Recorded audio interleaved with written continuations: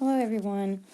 I thought that today we'd talk about beta programming, and I found a great article by Illuminati Scarface at illuminatiscarface.blog. And let's just get into it. But before I do, there are sensitive subjects in here, and it's a little disturbing. It's a lot disturbing on so many levels, you know. But let's get into it. It's called Hypersexualization Within Satanic Cults, Diamond Betas.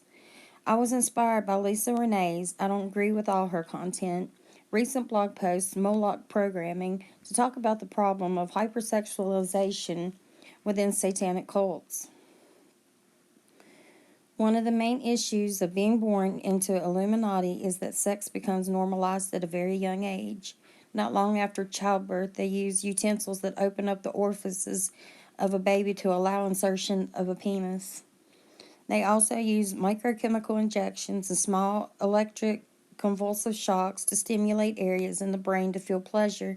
The babies are rewarded with a dopamine boost for accommodating the sexual act of an adult. Younger children are turned into black widows for espionage and assassination to compromise elites who are well known for their predilection for children. Children are taught that sexual behavior is a form of play, not to be taken seriously. It's codenamed, quote, fun by the programmers. This is terrible to observe in real life. My entire family is Illuminati, and when I watch how my niece and nephew use sexual innuendo at the grand old age of 5, it's absolutely heartbreaking. Within my time in the order,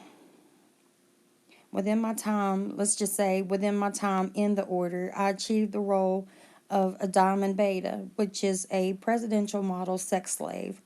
They use a jewel ranking system where the amethyst, deceit manipulation, is the initiatory jewel, then ruby, sex, prostitution, emerald, witchcraft, and finally diamond, high-level sexual training. This is going to sound fictional, but within the Illuminati, I must impress that rank and abilities determine the position within the cult, not necessarily social status. The concept of celebrity isn't as well regarded within the Illuminati as it is in the public, especially considering the well known fact that many celebrities use prostituting themselves to gain their fame and fortune. My initiation into becoming a diamond was being pack raped by Will Ferrell, Steve Carell, Cameron Diaz, Vince Vaughn, John Riley, to name a few. It was a ceremonial ritual where many young adults were receiving their graduation into the higher levels of the Illuminati. The process of becoming a diamond generally means we pass the most severe training and achieve the highest degree of cult indoctrination. The code name for this is called being worthy. I had to go first during the rape. I fought the entire time. I was biting, kicking, spitting, cursing at them. This just made them more wild. I remember John Riley getting his belt to beat me when I started resisting. I still remember his expression on his face. Uncontrollable, pink-faced fury, not what one would expect from a well-praised comedian. The rest of the young adults wisely figured out not to resist, to submit and accept their initiation. I was the only person who fought. I'm still the same to this day, always fighting, never allowing anyone to impose their will onto me. The Illuminati said they admired this quality I have. Whether they're lying or not, I don't know. When receiving a new jewel, this is sealed with another Illuminati member also graduating via a blood covenant. This is very similar to twinning. When a blood covenant is made, there are unique metaphysical abilities that are produced as a result of the exchange. For example, all women I've had any serious ceremonial rituals with, including but not limited to covenants, I'm telepathic with. I was also a well-known trainer. I helped develop sexual skills for other betas who were learning the ropes, so to speak. Betas indiscriminately sleep with men, women, children, and animals, and essentially have no inhibitions at all. Snuff acts were a common request. Sexual depravity of the worst kind. Were also strung out on drugs most of the time and live in a fantasy world. A slight hypnotic trance of partying with famous people, having wild sex, and enjoying the fast pace that comes with the occupation. Needless to say, this is completely unhealthy behavior. Within the Illuminati, they simply called hedonism fun, and it's normalized. You're considered a prude if you don't go along. This is why the drug, sex, and rock and roll lifestyle is so heavily promoted in the media. That is to indoctrinate the public to the acceptable standard of interpersonal relation vis-a-vis satanic values, normalization of depravity. Eventually, they would like the public to accept pedophilia, which is a preference for many of the elite. I try not to be judgmental, as I know many people within the Illuminati who enjoy this lifestyle, even though it does seem that most of this deviant behavior is the culmination of a lifetime founded on childhood trauma and the reinstating of the trauma via regular programming. I agree with Lisa when she says that this is extremely damaging to the soul.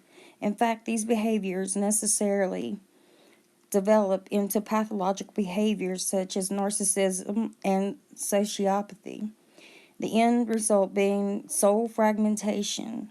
I've had many lovers within Illuminati. Sometimes this extended to relationships during the day, host persona, that I might get into later.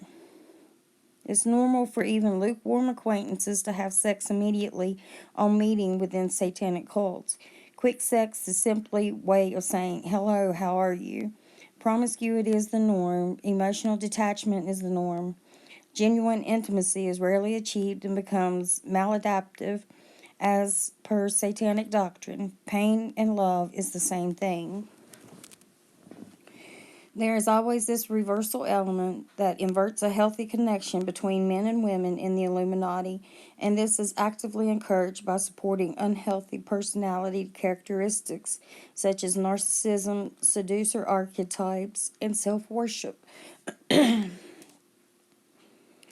These destructive personalities fuel a lifetime of looking outwardly for external, usually material and sexual, objects to distract them from their internal misery, which spirals into addictive behaviors that become impossible to resolve.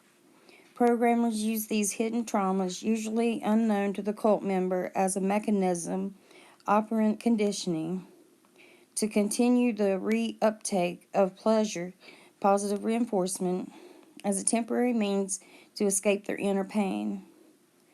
Since this becomes cyclical and results in diminishing returns, you need more and more pleasure to return to a state of equilibrium.